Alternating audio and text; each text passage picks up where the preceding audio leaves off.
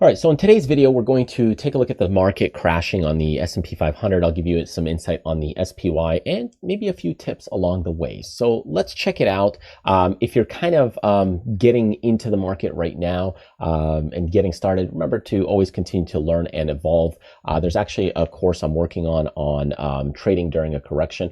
This is all related to options, strategies, and much more. So there's tons of knowledge and information here that we'll be going over as far as trading covered calls and much more. So check that out on our website. You can go to our tradersfly.com website and just check out some of the great material that we have there available. All right, let's take a look at just overall kind of the market crashing. Now, this is kind of my paper account portfolio, so I work on it here and there as I do coaching sessions. And portfolio-wise, it is down quite a bit.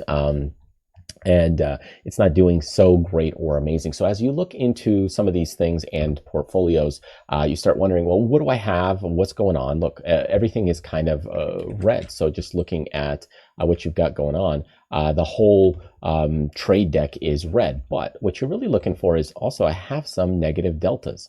Negative deltas means short some things. So one of the tips that I'll give you is don't be long and don't be only long all the time. So make sure you have bullish and bearish positions. So that's kind of tip number two. But to get back to tip number one is that when the market is crashing, understand that there's more volatility, right? And with more volatility, you actually can trade smaller. So if you're putting on some irregular trades, you can, instead of, let's say, the market moving $5 for a certain stock or equity, it might move $7 or $10. Or if your stock normally moves $1, now it might move $2. So your trade size can actually be smaller. So that's kind of a really good point to make and think and understand. Now, here I have already long positions on things, but what is it that you can kind of do? Well, one of the things that you're starting to look for is, the first thing is do you have cash on the sidelines? So this would be kind of tip and point number three. If you have cash on the sidelines, it'll allow you to add to the positions. So if we look at SPY right now, it's coming down and it's been going down for a little bit right here, this little point. What we also have is this support level right there. That support level could say, hey, you know what? It could be a good time to kind of add to some bullish positions. So that might be one thing you might want to do, cautiously, of course. So if you go into the SPY, S&P 500, I might say, you know what? I'm going to go in about 36, maybe 43 days out.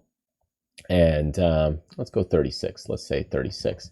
And I'll sell some of the I'm looking over here about a 20 delta, 25 delta. We'll do about a 2-point wide spread here. And I can analyze that trade, show you what I've got. And this gives me quite a bit of room. Further downside move where this, the market's kind of has fallen.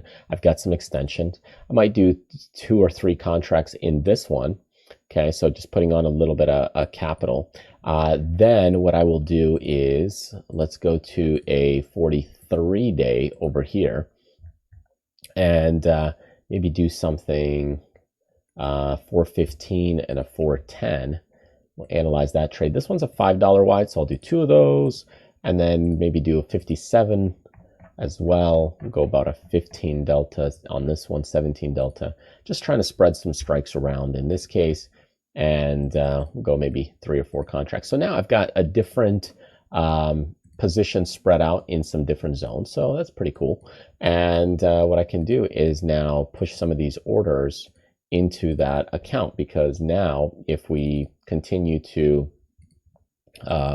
let's say pull back and then jump a little bit later, this will allow me to profit as long as we don't get too far down, because we're already stretched a little bit. Maybe if we get a little bit of a 1 or 2 day pop, this could help me out. And again, I'm only putting on maybe $300-400 that I'm trying to make here. The other thing that you can kind of do is looking at tip number 4 is to hedge and protect if you need to. Now, I do have some bearish positions over here already, and those, in this case, ironically, that one is going up, Disney, and this one is Moderna. It's going down, but it's a smaller position. So that one's $500 here on that one. So, but what you can do is also start looking to cut some delta. So here I've got like Robinhood 100 shares. So what we can do is start looking at selling some covered calls against it because I've bought that stock at 10. It's right now at 9.95. So you're kind of breaking even, but if it keeps falling, that'll be a problem. So what can we do?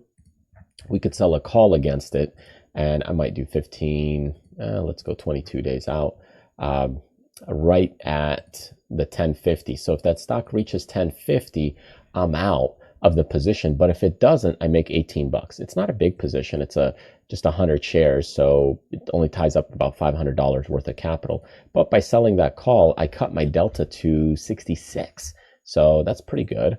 And then we'll send that trade in. Actually, oops, send it in the wrong account. So let's analyze that trade. That needs to go into this account. Okay, and we will push that into, there we go, that account. The other thing I've got is, I've got a few things on Shopify, and I've got some puts. So that's not a way to cut delta. I've got Google here, and I've got a tons of calls that I've sold against it. So what I can do is look at seeing if I have enough calls sold. So you can see I've got 1,000 shares, 1, 2, 3, 4, 5, 6, 7, and I'm still running about a big delta. So this call is almost fully profitable. So I could take some of these profits. Okay, so looking at this, a lot of these, I'm profitable about $100, 105. The most I can make is 125. See, 105, the most I can make is 125.